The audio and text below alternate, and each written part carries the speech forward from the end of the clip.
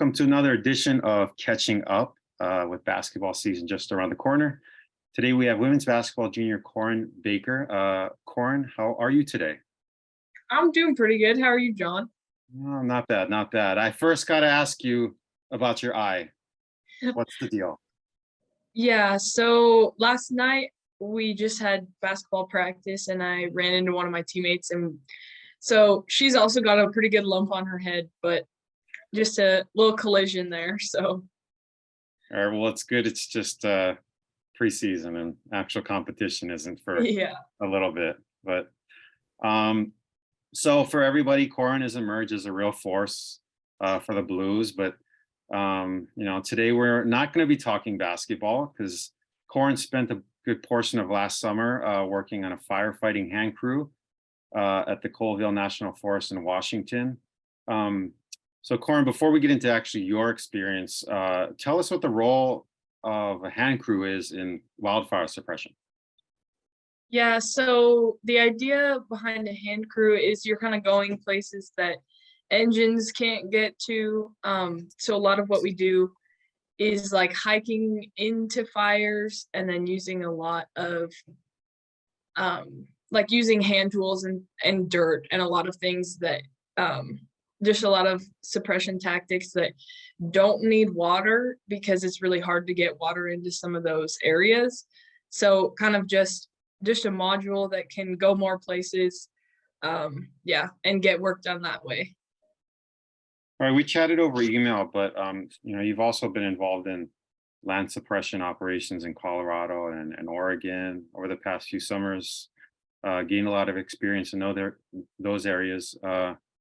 Talk about some of those roles you played, and actually, you just mentioned you worked actually in a few forest fires. So talk about that role and some of that experience. Yeah, so well, this past summer was fun because it was my second season fighting fire. So I got to be put into more like leadership roles, and that was pretty cool.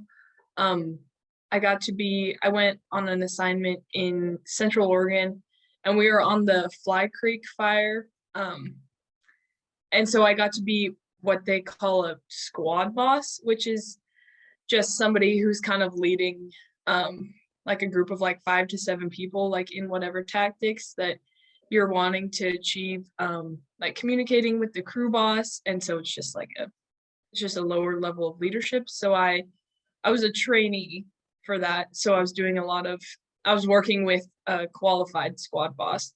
So that was really fun getting to talk to people about like, okay, what are we going to do here? A lot of securing line. So we work like with dozer operators. On the area we were in was pretty like flat and deserty. So like dozers can build really good dirt lines that the fire can't cross. So then a lot of what we're doing is like working on securing the edge is what they call it.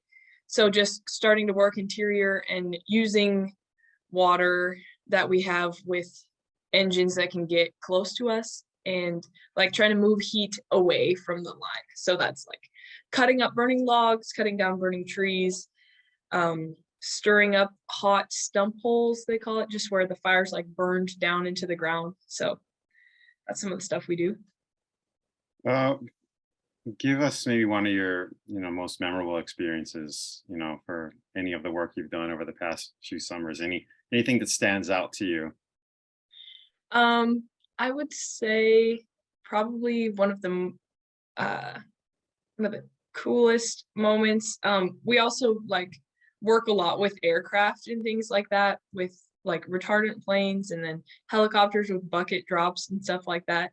So there was one, we were kind of like sitting down under this cliff, almost like near the edge of the fire, and this plane that just had water in it, like we were listening to people like direct it in, and they just came like right down next to us and like dropped water on the fire that was like right there. So that was pretty cool. There's just a lot going on. There's fire and there's like plane coming down and water, and you're like, oh my gosh, this is cool. So that was one of the funner moments. Is this something you want to continue on after school? Is a field you're interested in? I mean, it's a really cool field, and I might pursue it for a few years um, after I graduate. But I think ultimately it'd be kind of hard to sustain as like a lifelong career just because it's really physically taxing. So I might run with it for a little bit, but then probably get back on my physical therapy athletic training path that I initially started when I first came to Whitman. Oh, fantastic. All right. Well, Korin and the Blues began their season on November 5th with a home exhibition game against Northwest University. Just to plug, admission is free with a chance to win official women's team gear.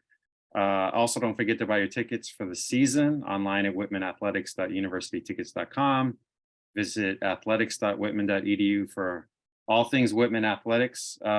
Korin, thanks so much for coming on. It was great to hear about your experiences, and best of luck this season. Okay. Awesome. Thanks so much, John.